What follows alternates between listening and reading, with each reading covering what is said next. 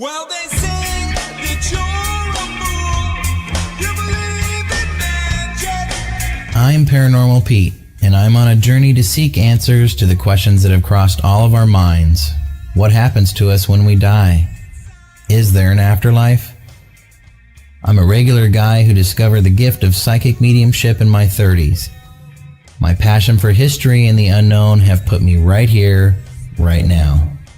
My mantra for anything paranormal is, we don't know much and anything is possible. Join me as we find our way through the stories, evidence, and experiences of the paranormal and beyond in search of answers, even if that leads to more questions. Are you with me? Some hocus pocus filling up inside. And I think somebody's making. Hey everybody, welcome to the Paranormal Pete Show. I'm your host Pete Orbea, and we're here on the Sacred Spiral Network. It's September 17th, can't believe that. Maybe I've been abducted and missed the whole summer. I don't know, but time's going by real fast, and I'm sure you're feeling it too. But welcome to the show. Feel free to comment and say hi, where you're watching from or listening. Got JS here.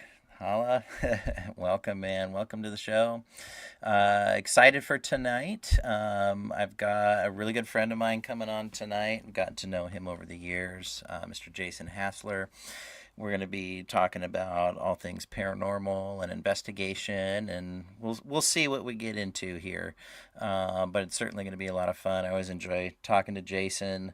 He's got a real pragmatic approach to the paranormal, which is very much needed. And so I was like talking to him about anything to do with the paranormal and football as well, but that's going to be saved for the end.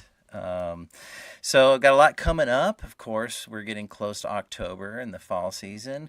And you know that the ghosts only come out in October.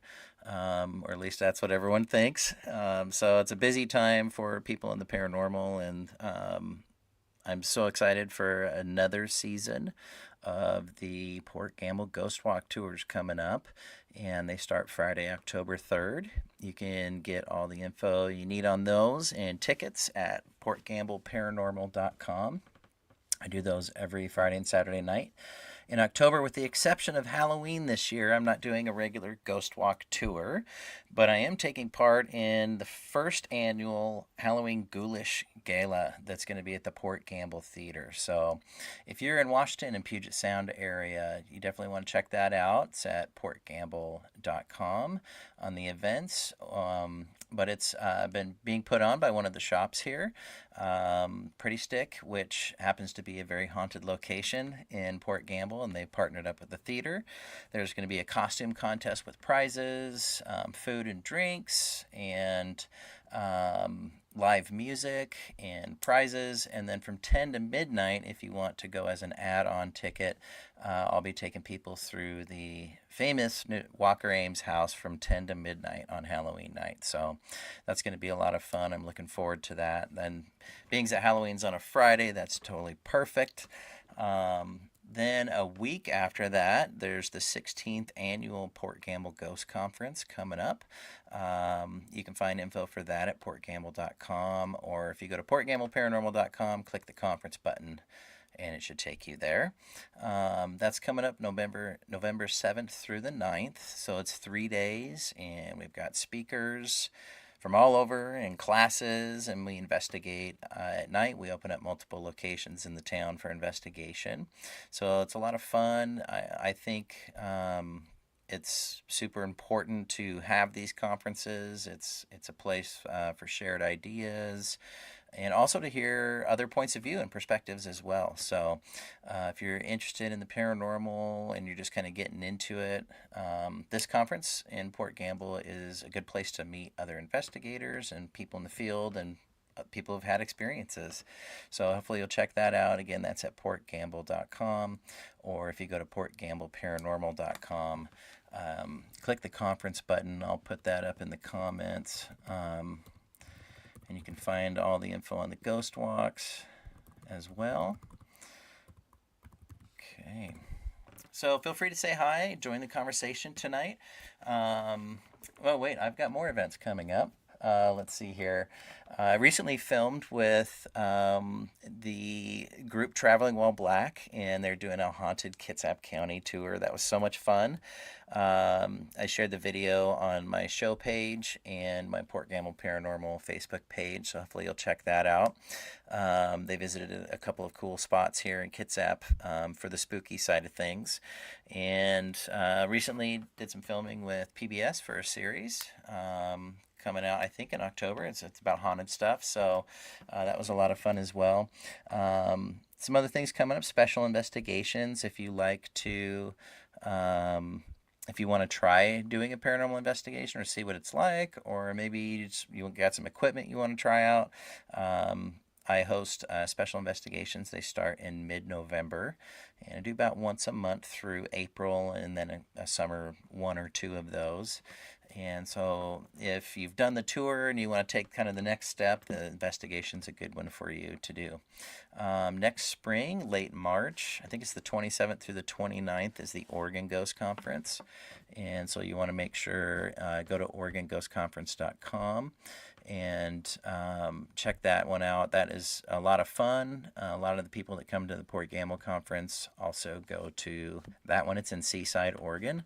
And another great place to learn and have some experiences and be able to talk about your experience. So another great conference to check out. Well, let's generally think if I have anything else going on. I'm sure I do. If you like the intro music to the show, that's my band Steady Rock Cosmonaut, and you can find us anywhere you stream music, Amazon, Apple, wherever. Just look up Steady Rock Cosmonaut, or find us on the socials as well. We have a lot of fun playing music, and I've had the guys on the show before. Maybe we'll do that again sometime. And again, special shout out to Sacred Spiral Network. And if you haven't checked out the other shows on the network, there's great programming all week long. So subscribe to the Sacred Spiral Network on YouTube or on any of the socials, or go to sacredspiralnetwork.com.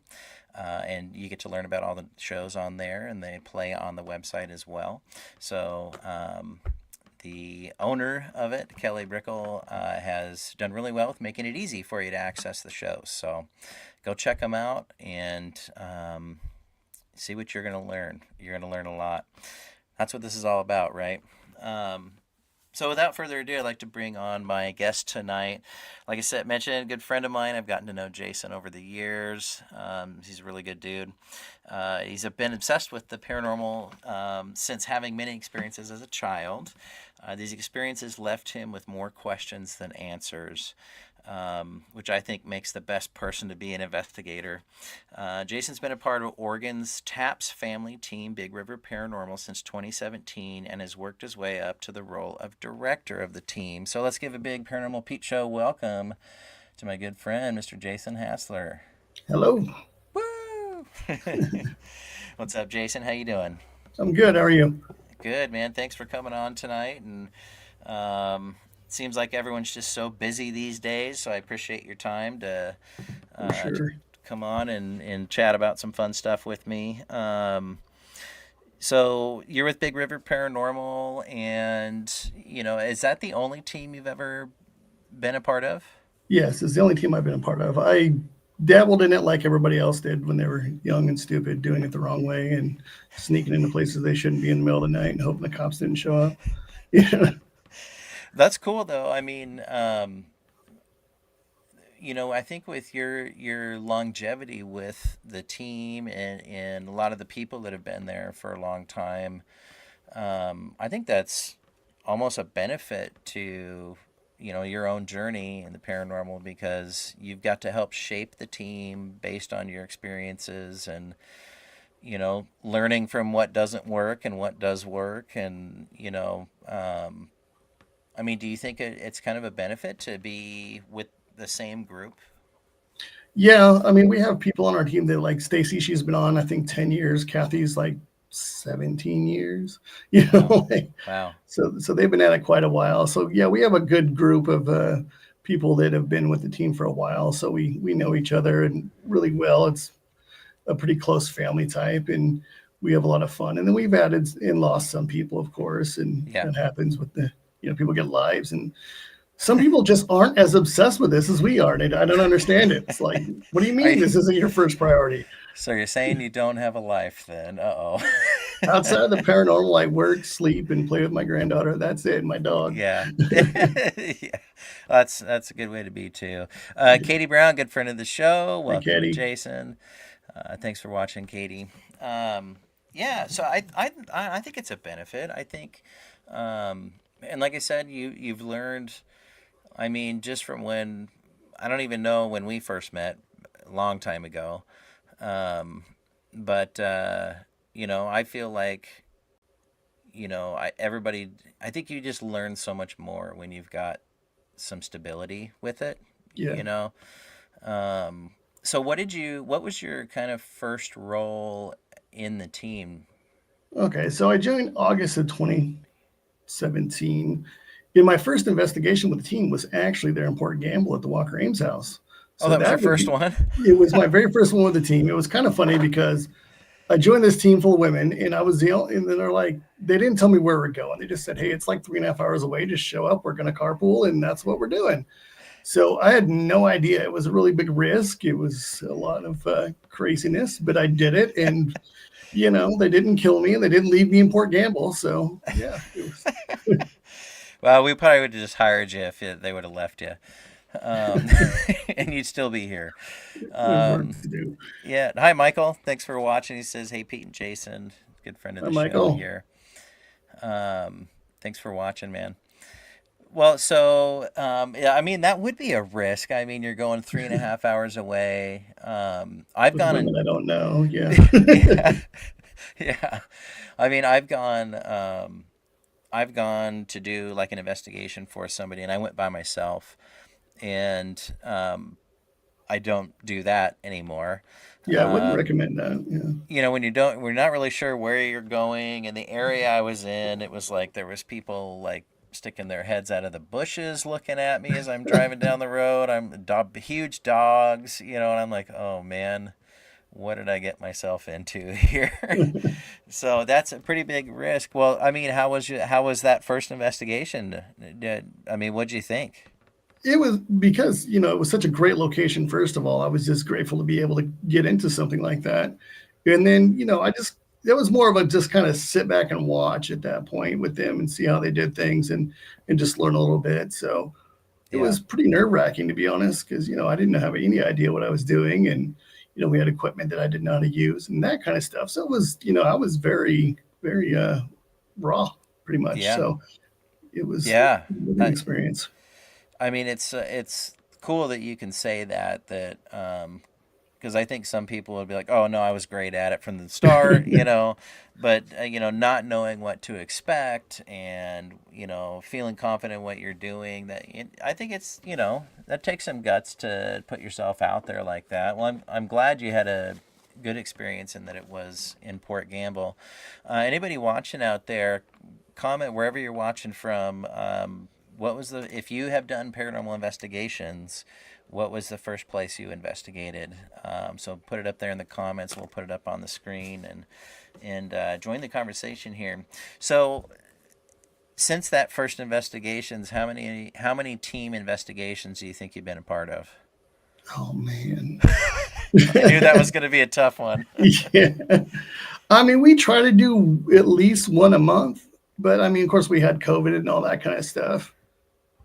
So, we took some time off and of course with that, it sucked and, Yeah. but yeah, we did that. I would say, God, at least 50. I don't know. I mean, yeah. Yeah. I mean, you don't have to be pinpoint accurate here, Yeah. like Sam Darnold, but I don't know about that, but just kidding. Sorry, I can't resist. Jason and I have a long history of trash talking because he likes the rival of my football team. Tracy says, "Oh, and look where you are today." Tracy was Um, part of that team when I first joined, so she would know. yes, She was yes. there. No, that's cool. I mean, do you think you've learned it all, or do you have a lot more to learn? I probably have more questions than answers. Again, still, I mean, like the more you learn, the more you go, okay, so now what? You know, or just Right. when you think you learn something, things change on you, or there's always more to do. I don't think that we've advanced that far as paranormal investigation goes. We haven't proven anything. We have maybe different theories or and different equipment, but it's all the same at this point. Yeah. No. Yeah, and I think we always have to keep learning. So, I mean, from when you started, um, where do you see the paranormal field today from when you joined Big River Paranormal? I mean, is it you mentioned, yeah, we've got new tools and maybe some new techniques and stuff. What do you think about the shape of the paranormal field? Well, it's a lot more open. Like, there's not as much ego. I mean, there is a lot of ego in it still, but I mean, as far as like when I first joined, it was like you go to these conferences and everybody was kind of standing in their corner, with their arms crossed, like, no, this is my stuff. And, like people used to like say, okay, this is our location, and they would, and now I would say the majority of us are there to share information and learn from each other and that kind of stuff. And it's not as, like, there's not as much ego.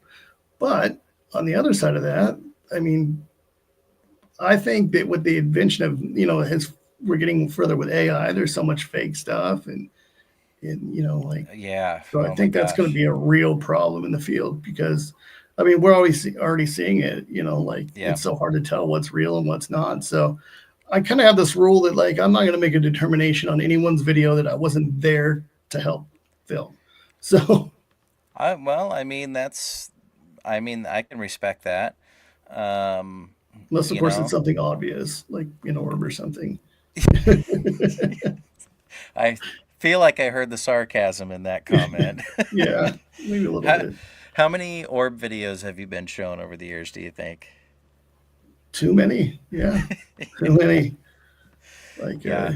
and it sucks because you have to break it to these people that like, yeah, that's not grandma. That's. And Yeah. they're always like, well, my house isn't dirty. That's not what I said. Yeah, Yeah. Oh, and you don't want to offend somebody. yeah, Michael says it's really about sharing with each other. It sure is. Michael's a great storyteller. So I think, I would trust what he's saying on that. And it looks like Dee Dee's here. Hey, Dee Dee. If you tried to comment something, it did not come through. Um, yeah, I feel like the Pacific Northwest, like, and this is just my experience, but I feel like, so I kind of, started my journey back in 2011. Um, but it always has seemed like the teams in the Pacific Northwest generally like have always been about sharing and talking to each other. I don't know. It just kind of always seemed. Do you kind of feel?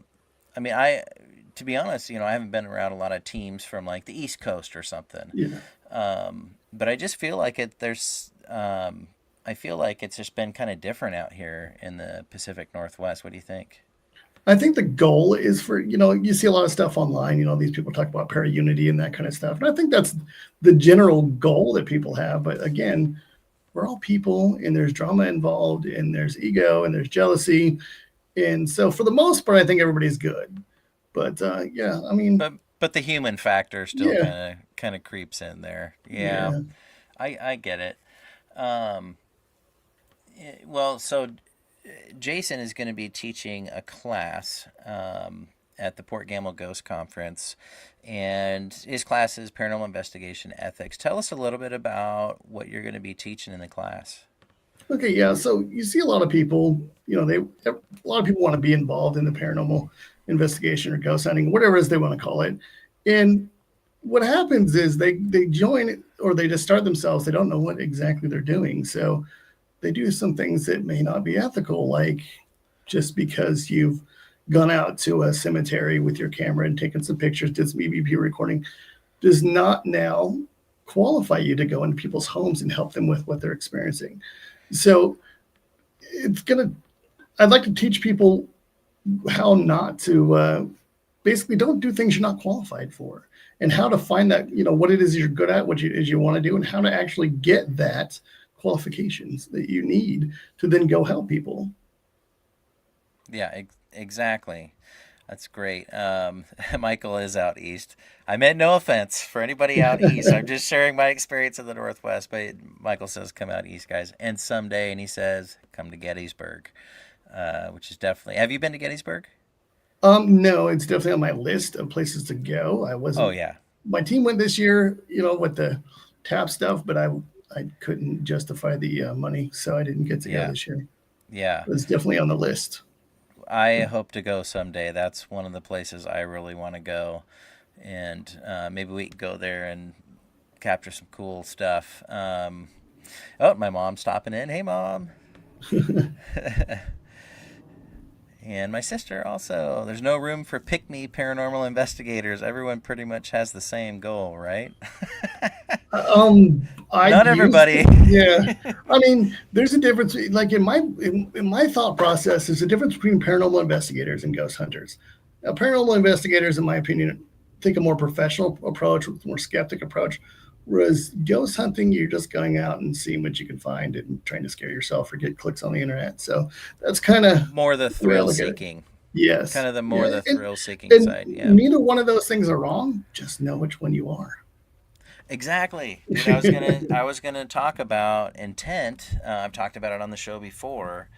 I think when I've had you on the show, my show a long time ago, also, talking about it, it's about the intent, Yeah. and like that can really help guide you through something. Like you said, no one side is wrong or right, but know what you're there for. If your intent is because you want to get scared and you want to just be an experiencer, then find what fits that and find what you can grow with in that. Or if you want to capture evidence and because you're on the search for proof. Remember, evidence isn't proof, but if you're in search of the proof and like that's what's driving you, let that guide you, right?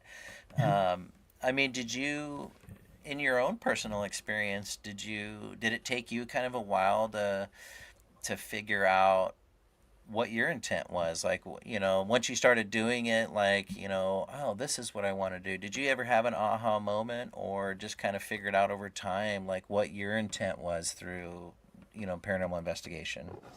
I mean, it's grown. I mean, when I first started, it was, it looked like, like the TV shows, it looked like fun, let's go out and see if we can scare ourselves and maybe get some cool EVPs, that kind of stuff. But, being part of a TAPS team, I learned that like the purpose of being there is to help the client on residentials anyway, or even commercial, just depending on what the situation is. But a Yeah. lot of times, people are calling us into their homes to help them feel more comfortable with what they have going on. So we got to Yeah. kind of come in and try to find logical explanations for what they're experiencing. Most of the time, we can do that. So you kind Sometimes, of, yeah, so you kind of came in and kind of got to see the intent of helping people yeah, and doing right by the people as best you can. When you've taken, let's see what Tracy says here: search for proof, but also give a family answers to why things are happening. Yeah, yeah, we're all yeah. searching for that proof and that evidence. Yeah, I mean, I think it should be about helping people and helping them understand. Because I mean, when you guys get calls, and think of over the years when somebody's calling a paranormal team, um, and they've have legitimate claims. Do you kind of find that they're calling you guys as a last resort because they don't know what to do? Sometimes that's the case. Yeah. Sometimes we get people that are calling because they watch too much Ghost Adventures and they want their house to be haunted. And other times they are legitly, experiencing something that they can't understand. And so it's a little bit of both, really. I mean, Yeah. a lot of times it's they watch too much TV, but sometimes they really have some issues they're experiencing, and a lot of times it's just things they've overlooked in their own lives or homes or that Yeah. kind of thing. And we can help them figure out what that is so they can feel more Yeah. comfortable or find a solution to that. Yeah. Yeah. Exactly. Well, tell us a little bit about what it what it means to you when you get called into a situation. You've done interviews. You believe there's definitely something to investigate. And what does it mean for you to capture evidence that validates your client's claims, or maybe you don't capture anything at all in an investigation, but what does it mean to you to go over any evidence or just anything about the investigation with your client and see that relief that they hopefully have after your investigation? What does that mean to you? Yeah, well, it's a big responsibility because they've called you. They've probably spoke to other teams because that happens, or maybe they've had other teams in, and they haven't found the solution yet or what they're looking for. And you really have to sit down with a client and figure out what it is they're asking you to do. Like sometimes they just want somebody to validate, like, yes, I'm not crazy. These things are going on in my home. And maybe they don't need any help more than that, or they want to find out, like what's really going on. Like, I think this is a ghost, but what is it really? Or maybe they just want their house to be haunted because it's Halloween. It sounds like fun. I So you mean, have to figure that out. You got to figure out what their intent is first. What is they want from you, which yeah, is one of the questions on our investigation application. So usually they yeah, they'll tell you. yeah. Your team is very organized. I At least mean, it you looks that guys. way from the outside. Okay, well, I think it is Yeah, from the outside. yeah, we try to be. Um, there you guys have like consent forms for being Yeah, on the property once you're there. You have your interview forms, or investigation application sort of thing. Talk about the importance you've found over the years of an interview and maybe why it's good to be organized with what you're asking and how your approach is. it gives you a chance to get to know the client. We're sitting with them one on one and get to just kind of get a read on that person. It's all sorts of you can get good reads and bad reads, sometimes. And sometimes they tell them themselves, like, you're there and they're talking to them and they'll be like, well, I used to dabble in drug use and that, and then you kind of know maybe something's going on with that, or they'll tell you, hey, I have a history of mental illness, because those are all questions that we ask because it's important. And we can only help them the best as they tell us the truth, or they don't have to answer the questions, but we ask, what Yeah. medications are you on? Have you had any history of mental illness, that kind of stuff. So Yeah, those can be super tough and awkward questions to ask somebody, but yeah, I mean, it provides the right context to, or it gives more of a full picture of that person's personal experience, right? yeah, yeah. Because I mean, it could be, there's 100 different things it could be. It could be a ghost. It could be, but it's more likely something, environmental they have going on. Yeah. Yeah. What do you guys typically do in a situation where, let's say, somebody puts on the form that they do have a history of mental illness, or they're taking, medications to help them out that have, some odd side effects, things like that. Yeah, Um, if you get to a point in the interview process and not make it to an investigation, how do you guys typically, like, what do you recommend to them if you feel like it's maybe not what they're claiming, but we want to see them get better and to get help? yeah. Like, how do you guys usually handle that? Because that's tough. It is a tough one. You have to be very direct with people. A lot of times I will just recommend, like, like I've had people call me and said, like, hey, I have a demon and it's not letting me leave the house and that kind of thing. And my first advice to them is, have you spoke to your doctor about it? And of course they think it's crazy. They're like, well, no, they'll lock me up. Well, no, they'll stabilize you maybe, but they're not going to lock you up. Well, Yeah. maybe it depends on what you tell them, but yeah, exactly. But it's important for people to start in a logical explanation. If they're hallucinating, what kind of things they have in their environment that could make them hallucinate. Some people are really sensitive to EMF, so like that can make you hallucinate if you have high levels of it in your home, Yep. and so people don't even realize that. So if you can go into their homes and do baseline readings and find a hey, like we have that your alarm clock's really high in EMF and that's beat into your head all night long, and that's what's causing you to see the guy Yeah. at the foot of your bed. You know, a lot of times Try they'll say, removing it. yeah, Try see what removing it happens. and see. Yeah, I mean, I did a private home investigation once, and the claims were very much, seeing a lot of things, Yeah, a lot of different types of entities, and it was the EMF. I knew before he even walked in the house, I could feel it yeah, outside, and it just got stronger and stronger, and it was due to medical devices um, that were not shielded, and the EMF was in the well, when I got in there in the room, it was up to 90. that's pretty high. Um, that's really high, and but it was great to be able to like show that and give a reason that we think exposure to high levels of EMF. Well, I mean it's been proven: skin Yeah, irritations, headaches, hallucinations, paranoia, all kinds of yeah. health problems, and that was a lot. Um, but it was cool. Hi, Eveline. Thanks for watching. Um, it was cool to do that because then she had the machine shielded. Yeah. Someone in her family was an electrician, and she just wanted peace, and she wasn't getting it at night. And once that was taken care of, I heard back from them that the activity had stopped, and she was able to get a full night's sleep again, and that made me feel really good, just to be Yeah. able to go in and so that's it's cool that you can approach it, try and find the logical first. I'm a total believer in the paranormal. I don't know where you stand. I feel like you're an open skeptic. um, Um, I mean, I've had enough of my own experiences to know that there's something that happens to you when you die, and you don't just disappear into the darkness. Maybe some people do, but it sounds lovely sometimes. But yeah, yeah, so okay, so you're kind of a little bit on the believer side here. yeah, um, but I think you can be a total believer and be skeptical too.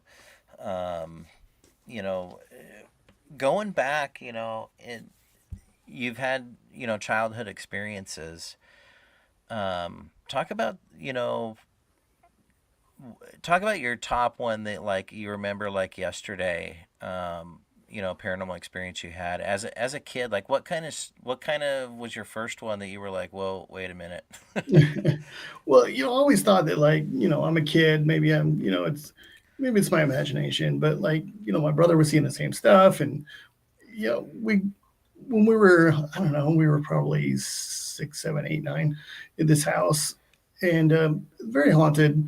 And several different family members had lived there, and of course, like they all knew it was on. The adults all knew, but they didn't tell the kids, obviously, because they wanted us to go to bed and sleep at night. You Yeah, know, they kept yeah, that a secret from the kids, but we soon discovered it for ourselves. That my brother and I both seen the same guy. You could hear a guy coughing in the bathroom at night when nobody was in there. There was an experience I do not remember myself, but my brother has told me about it. My mom's told me about it. It sounded like there was somebody in the attic, like with hooves, like stomping, and was shaking the entire house. Why I don't remember that, I have no idea. Maybe it's something my mind is going. You don't need to know. I don't need to remember yeah. that. And yeah, there was obviously nothing up there. It was a really old house, and you actually couldn't go up into the attic. If a person was up there, they would fall through. So this things like Wow. that happened there. My uncle had gone into a closet to change the light bulb in there, and the door shut, and he couldn't get out for a while. I know that happened. Yeah, That all sorts sucks. of weird stuff. Yeah, That's yeah. not a good one. Yeah, I'm glad that happened to him, not me. That's for sure. Yeah. Well, so how old was the house? Probably about 100 years old. It was a very Okay. old house. Yeah, Okay. And okay, so are you a child of the 80s then? Yes. Okay. Yes. Okay. So back from there. Um I mean, who do you think the guy was? Like, maybe do you think it was a past homeowner there? Did you recognize him? Like, from what you can remember, did you guys ever have an idea who it was? I didn't. I did feel like he wasn't a kind person. Like he had bad intentions, and maybe that was just me being a child and A kid. seeing something. Yeah, who knows? I mean, I have no idea who it was. To be honest, the house is no longer there. Yeah. They're actually turning that area into a subdivision, so I just kind of want to go there and be like, "Don't buy that house," you know? You, but you can stand out there with a sign. It's haunted. Yeah. You know what? That might actually sell it faster, Some depending on people, yes, some that people are might into that. actually sell it faster if you did that. Nowadays, anyways. Well, that's interesting, and I'd be creeped out as a kid hearing somebody cough, and know that nobody's Yeah. in the bathroom, but somebody's Yeah. coughing in there.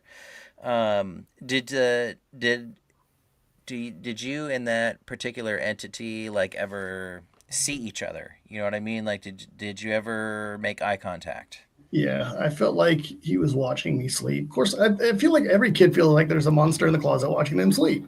Yeah, So, but maybe that's what it was. It's just my imagination. But like for sure, that I kept seeing the same thing. And as adults, my brother and I have talked, and he saw the same thing. And wow, who knows? Yeah. So wow. yeah, it's kind of scary. Thinking about my parents knew it was haunted. They're like, "Oh, just go in your room, go to sleep." Thanks, mom. You know, Meanwhile, they're outside the room with a baseball bat. You know, holy on. water, and What are you doing, Mom? Don't worry about me. yeah. So, I mean, have you lived in any other haunted locations or growing up, or was that kind of the main one? That was, I think that was the main one. I mean, a couple other places I've lived in, I'm not sure if it was haunted or if it was just spirits that were just, there maybe in the moment. I don't know. Maybe they Sure. weren't belong to the house or whatever. Maybe just the property. I have no idea, but I've never really, I did have one experience in a house that when I lived in Fern Prairie. It was kind of crazy. I was in bed, and back in the day, they had these things called CDs. I'm sure you remember. I still use CDs. And so I had a bunch of CDs on the headboard of my bed, and they were like moving around. They started to fly around the room, and my closet door started to open and close, and my TV kept coming on, and I couldn't get up. I was trying to get up because I was freaking out. And pretty soon, I my door opens up, and it's Richard, my brother, and he grabs me, yanks me out of bed, and drags me up the stairs to his room. And as soon as he opened the doors, the bedroom door, everything just kind of settled down. It was the weirdest. Neither one of us have an explanation for what happened that night, but I was What in halfway up the the stairs. Yeah, exactly. weird? Yeah. Yeah. Well, what made him come in and get you out of He there? heard he heard he heard that stuff moving around the doors, the closet door slamming. He knew something was going on. Yeah. No, and he probably would have left me in there if he knew, now, but Yeah. I'm surprised he saved me knowing Richard. Oh, yeah. I mean, that would be if when you don't have the control Yeah. of your body. That's where I think it gets really scary for people, and I would say for myself too. I wouldn't like that. I don't know that I've ever experienced like a paralysis or like not being able to get Yeah. up, other than during some mediumship I've done. I felt pressure pushing me down, but I was able to get back up after some time. But yeah, that would be. I don't know that I would like being pinned down. That would not be cool. Well, maybe after the show we'll have to talk offline because I think I have a visual of the guy you saw as a kid. Okay. And so we'll talk offline. I want to see if I'm right here. But what's oh, so you had these experiences growing up. Was it when ghost hunters, taps came out, to the Hmm. masses and everything? Was it just kind of like Was it like new and like exciting for you, or was it kind of like exciting, but oh yeah, I've been through that? It was kind of cool because it's like, oh, here's people looking for explanations. So it's like, that's great. There's, because I didn't know as a kid, I didn't know what to do, like, so they're Yeah. looking for explanations and they're looking for, logical reasons and looking to help people. And I thought that was a pretty awesome thing to do. And then, of course, a lot of those shows, it's on TV, so it's got to be fabricated and at least, exaggerated a little bit, but Yeah. otherwise we wouldn't watch. Well, I mean, and Katie says it's quite the experience, Jason, and I Yeah. agree. Emmeline says I've had dream paralysis, layered dreams. It's frightening. The paralysis part would be the frightening part. Yeah. Um, so, um, oh, you have a special Yes. hello Hi, Abigail. greeting.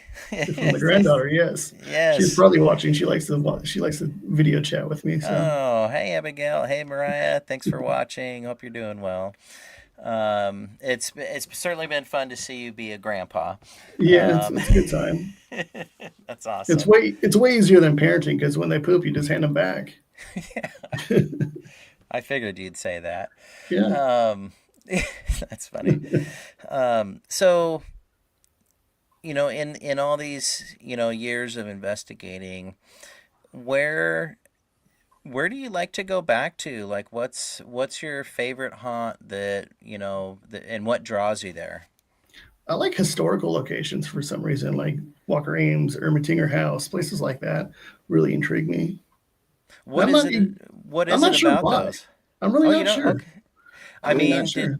did you really like history growing up? I mean, I like here's a it good. more now, but I didn't when I was a kid. Of course, it was boring to me as a kid. But now, like, learning about the history of the houses and things that happen there and the people and stuff, I find it, that kind of stuff you can find, like, say you got an EVP and you got a name, on the EVP, and then you look at the house history and that name's on there. That's the kind of stuff that's really awesome where you can go, wow, we really caught that, like, so if you have an idea of maybe, you know, some of the you can show that, hey, we actually got something here. But if you're just investigating something, you have no idea who the ghost could be. It's tough. Yeah. Well, I think that's awesome. Evelyn's saying, "Thank goodness your brother loved you enough to save you." I don't know if he makes that same decision today. We don't, but he'd probably pull out his phone and video it now. Yeah. Tracy says that's awesome. Congratulations to you and Oh yeah, Mariah. she did. I don't know if she knew about the baby or not. Yeah, Yeah. Um, so I agree. I love historical places. I think once you go in, and maybe people can relate to this too, I think you get bit by the history bug when you go to a place. And it doesn't have to be old. Like on the West Coast, we don't have really like super old stuff. yeah, Like Europe, has really old stuff. The like Middle 700-year East, old buildings. Yeah, yeah, the Middle East, all that, we got we've got newer stuff. I'm not talking, it doesn't have to be super old, but isn't it cool when you go into a place and you learn about some of the history, and maybe you get to see historical photographs of the people or just the area. I think of like Port Gamble's, there's pictures of the people, yeah, and just when you go into these places and you can imagine them sitting across from you in the parlor, yeah. because you have that, what they look like. And I think that's where you really get bit by the history bug, when you can go to a place and you can imagine yourself there in that time, and what could it have been like. I don't know if anybody out there watching can relate to that, but that's kind of how I've always felt about historic places. Like if I ever get to go to Gettysburg, walking around there, just imagining what it was like to be there, like almost kind of put you there. Um, okay, so you like historic places. Is there a place you wouldn't go to, Wouldn't go to. That's a tough that one. that you would be like, you knew some of the claims and stuff, and like, yeah, it's not for me. Like, can you think of any place like that? Um, maybe. That's really tough because the scarier it is, the more I want to go. But I mean, if that place had things that could actually like eat me, like like snakes, spiders, that kind of stuff, maybe Okay. you know, So yeah, the living yeah, things may deter you from yeah. going to some place. In your experience investigating and with your team, I mean, how much do you guys think about safety when you get to a location? It can be a pretty big deal. Yeah, you got to make sure it's safe. I always do a walkthrough first with the client, make sure that everything's seems as safe as it could be, and make sure there isn't the floor's not falling apart, Yeah, and it's or not a hoarding situation, or you black know mold or black something. mold. We've run into quite a few situations where it has been unsafe. There was one with Stacy and I went in, and there was it was borderline a hoarding situation, not the whole house, but parts of the house.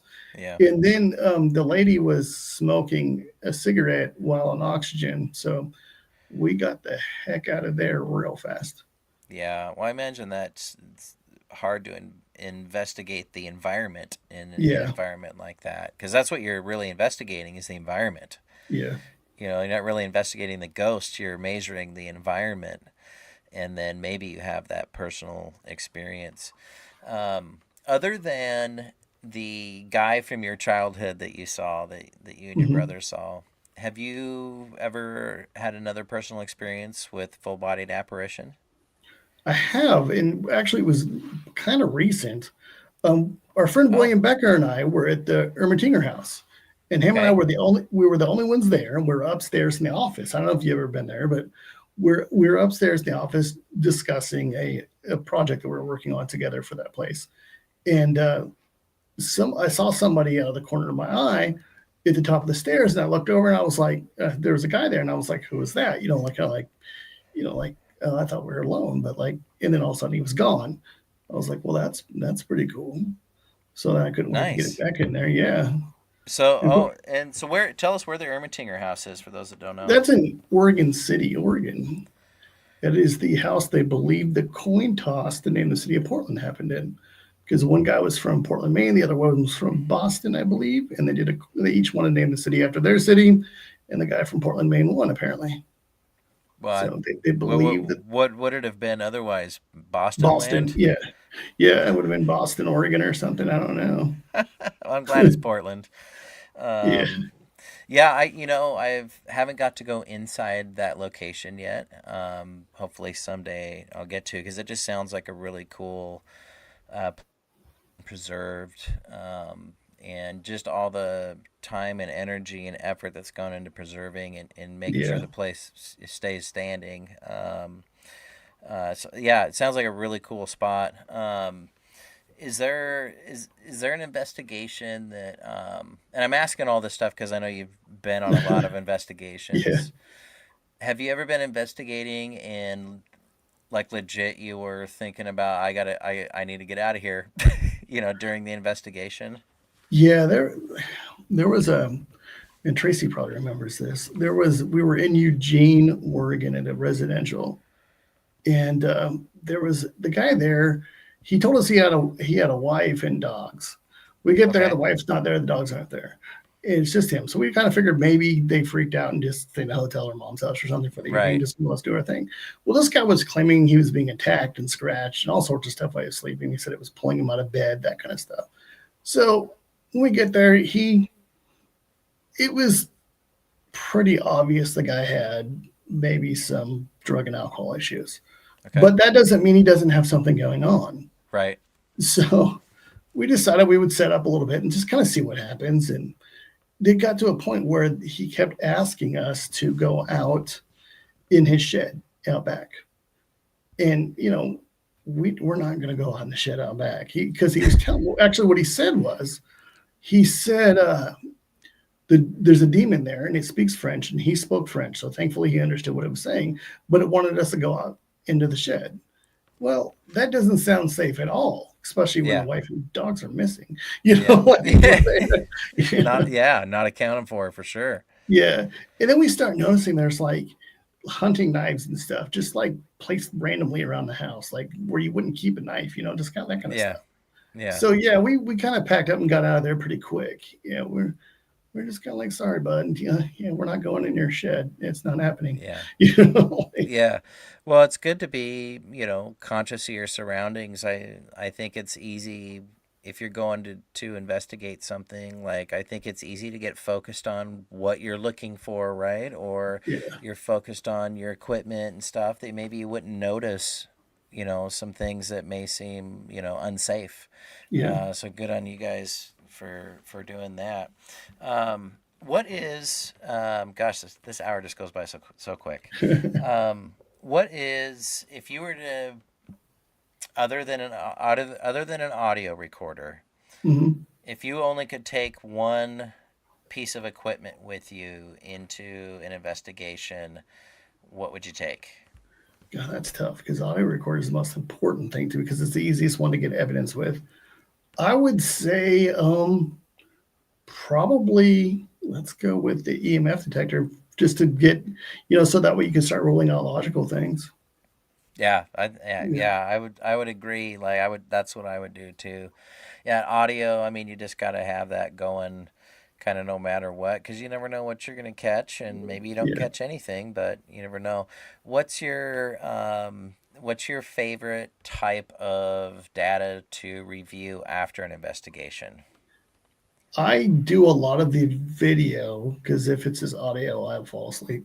So but all of it's pretty tedious and not a lot of fun. And it's the ugly part of investigation that a lot of people don't realize how much work goes into it. Because I mean, like if you got an hour of audio, you're looking at least 2 hours per hour, and Yeah. then Yep. you got 3 or 4 recorders and 2 or 3 video recorders, and it's Yep. and being a TAPS team, we have to have that done in 12 days. So Yeah. Well, I yeah. mean, yeah, I think you're exactly right. For every hour of audio you have recorded, you've got 2 hours of review. Yeah, at least. Yeah, yeah. I'm the exact opposite. I don't like reviewing video. It makes me fall asleep. I love reviewing audio though. Um, so I'm kind of the opposite, but kind of for similar reasons though. Yeah, the video just makes me fall asleep, and I love when you capture something on audio that is not normal, and that Yeah, maybe you can't explain, or maybe it validates whatever claim is going yeah. on. Well, I've been saving this kind of for last, second to All right. last, but you started doing a radio show down there, Hassling the Correct. Paranormal. I think that's so cool when you first said, "Hey, I'm going to be doing this radio show, like a legit radio show." Yeah. And so, just publicly, I just want to say congratulations. I think it's Thank you. it's awesome that you've stepped into that, and all that you've done with it, and it's a great show. Tell us where we can find the show. It's on KXRW 99.9 FM in Vancouver, Washington. And you can find it at KXRW website. It streams all the time. Just go on the website, look in the archives for Hassling the Paranormal, and or just type in Hassling the Paranormal on the internet, and then my show page will pop up, and it has all my episodes listed there. And there's some pretty interesting guests, some fun guests, and I've got looks like about I think I'm gonna do my 27th show this week on air. That's awesome, man. Yeah, Well, and you don't just talk about ghosts. no, You talk about much more, and that's my intention for this show as well. And I think it's important to cover more subjects than just ghosts. yeah, But you go to cryptid conferences. yeah. Talk about, what do you think? Why do you think it's important to share more than just talk about ghosts, in the paranormal?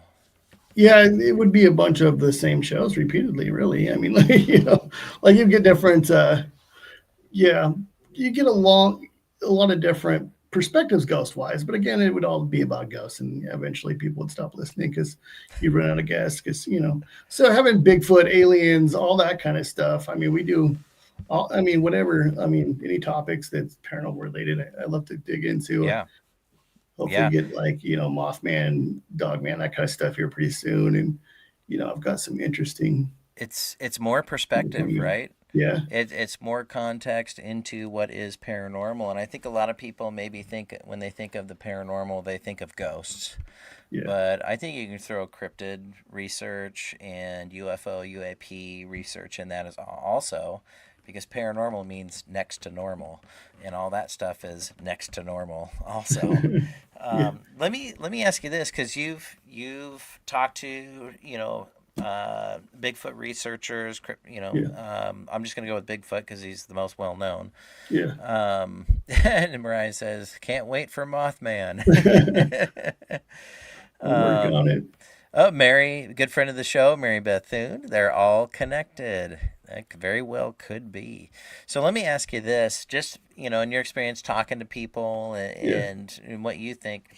So in Bigfoot research, there's kind of the relic species, kind of site camp, right? Yeah. The Bigfoot is a relic species that's evolved to what we think it is today, and then there's dimensional, interdimensional Bigfoot, right? That's Yeah. extraterrestrial, interdimensional. There's kind of these two camps, right? Where do you kind of land, or if you don't have an opinion yet, that isn't a Yeah. very acceptable answer as well. But like, where do you kind of fall? I'm curious. I don't have an answer on that, but I want Bigfoot to be like this ape-like creature walking around the Pacific Northwest. That's what I want for Bigfoot. But maybe it could be an alien. Maybe it could be, who knows. Yeah. But yeah, I mean, I've talked to people on both camps, and it's funny because both camps are very adamant that they are right. You know? Yes. Yeah, and they're passionate about Yeah. it. And I threw this out there before with a cryptid researcher, and who was kind of maybe more on the relict hominid Yeah. species side of things. And I just said, well, what if it is a relict species who has unlocked things in the earth that we don't understand? They've unlocked Yeah. camouflage, cloaking, that's why we never see them. But they've unlocked some things with the Earth's energy and the magnetic fields that we don't even understand yet. What do Yeah. you think about that? I mean, anything's possible, right? Yeah, I was talking to Ron Moorhead from the Sierra Sounds Yeah. about that. That's kind of his thought process, maybe his theory, a little bit. Yeah. Yeah. Yeah, Like so he's the guy I talked to about that. that's very interesting. He's a Yeah. great interview, actually. He's a lot of fun to talk to. He's a cool dude. Yeah, I mean, to experience what he experienced would be crazy. Yes, it would. Katie says I'm a sucker for a good Sasquatch story / experience. Sadly, I haven't had one yet, but Well, hopefully someday you got to hang out around Port Gamble and up here on the Olympic Peninsula. hang out in the woods more. Yeah. Yeah. So tell us a little bit. Going back to your show, Yeah. when is it usually live? When are you on air? Where Right. when should Yeah. people be looking for you? The show is pre-recorded, but it airs every second and fourth Thursday, our new episodes. And then they just changed this on me, so I'm not 100% sure if this is correct, so I could be wrong. I think it re-airs Saturdays, like they just throw a re-air out Saturdays at 2 o'clock. And then Okay. every Thursday at 7, or every Thursday at 6, it will re-air, except for the second and fourth is new episodes. That's the new episodes on the Yeah. second and fourth. Who Yeah. who do you got coming up? Let's see. I just had Sean Austin from 28 Days Haunted. I just interviewed Yeah, him. yeah. And then Darren from, what is that, DBK? He's going to be my next guest. Yeah, Darren Scholl. Yeah, I have him coming up. I haven't done that one yet. We're doing that on Friday. I just actually asked him to do that yesterday. So that's what's coming up. That'll air on the 25th. Great. Oh, that's cool. Yeah. I look forward to that. And my next show is going to be on October 15th, and I'll be announcing the guest soon. One thing I wanted to throw out there, and I haven't posted this to the Port Gamble Ghost Conference page yet, but I wanted to save this kind of for the end, and I'm glad to do it with you as well. Special event this year for the Port Gamble Ghost Conference on Friday night. I haven't figured out the time yet, but our the theater here in Port Gamble has recently started back with cinema. Legit screen, projector, sound system. So they've been showing movies again for the first time since 1956. Movies are back in there. So I'm very excited to announce that at the Port Gamble Ghost Conference this year on Friday night, we're going to be showing Zombies of Mass Destruction that was filmed here in Port Gamble in 2008, released in 2009.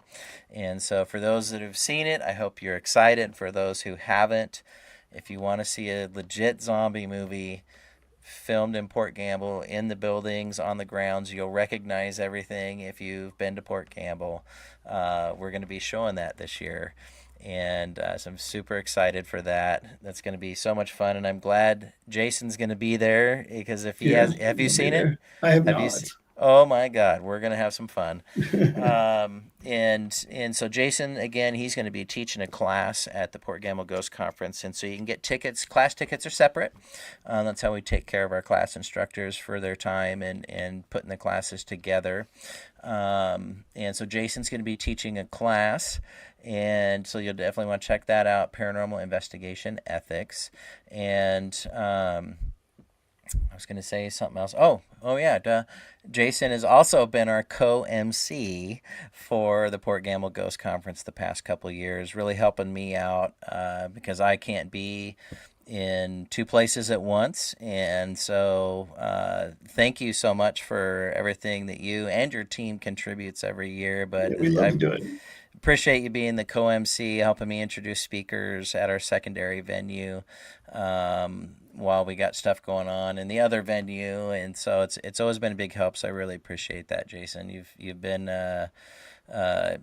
huge help with the conference and also Olympic Peninsula Paranormal Society. Both of your guys' teams have just been so great over the years. So looking forward to having you back up here for that again this year. And we got some people talking about saying fun, yay. Dee Dee's going to be there. She's up on the screen there. She's also going to be teaching a class. Mary Bethune, Yahoo. Guess what? Mary's going to be a speaker at the Ghost Conference. So she'll be speaking. And Tracy says, very cool. Mariah saying it'll be Abigail's first conference. Well, that's an honor. That is cool. Yeah. Mary's saying we love it. Well, Port Gamble loves all you guys. You guys do a lot of good things out in the paranormal field. Jason, your team is doing things, I think, in a great way, and you guys have a good standard. It's, more of that is needed out there. And so Sure, thank you. Congratulations on your show, and wish you just nothing but continued success with it. And you're doing some cool things and putting good thoughts out there and interesting topics. So is there any last things you want to talk about? You mean like the football game they have? You want to talk about crap. that? All right, so I'm a Seahawks fan and Jason is a 49ers fan. Anybody that knows that dynamic, you're surprised probably that we're friends. I can't talk as much trash yet because of the records, but we're only a couple games in. Although you guys did look better week 2 for sure. I'm glad Yeah. we played Seattle week 1 instead of week 2 because they apparently figured some things out. Yeah, sort of, but no, I always appreciate that our banter and that we can still be friends. And Shirley, hey Shirley, thanks for watching, laughing. Someone else in my family. Hey Rochelle, great show. Thanks for tuning in. You guys are always great. Thanks for commenting out there. And again, if you want to find out about stuff that I have coming up, go to portgambleparanormal.com. If you want to check out Jason's team and what they're doing, go to BigRiverParanormal.com. There you go. And then be sure to check out Hassling the Paranormal on air down in Vancouver, Washington. KXRP? KXRW. Oh, sorry. There it Wait, is. isn't that, did I TV show? Well, thanks, Jason. Thanks for having me. Hang on for after the show here, but to everybody else out there, it's getting close to fall. The leaves are beautiful in Port Gamble right now. It's starting to change to those fall colors. So I wish everybody safety and health and everything for the next month. We'll see you on October 15th. And I leave you all with this wonderful quote from my lovely wife, Molly. The earth is heavy, but the universe is light. When met with stress or sorrow or even overwhelming joy, know that today is the history of tomorrow. Accept it for what it is and move forward into the brightness of the next moment. Take that in, take it with you for the next month. Bring kindness to wherever you go and be present wherever you go. And thanks to everybody. A lot of comments coming in. Thanks, you guys, so much. And y'all have a wonderful rest of the week. And we'll see you real soon. Thanks, guys. Thanks, Jason. Thank you. See you later.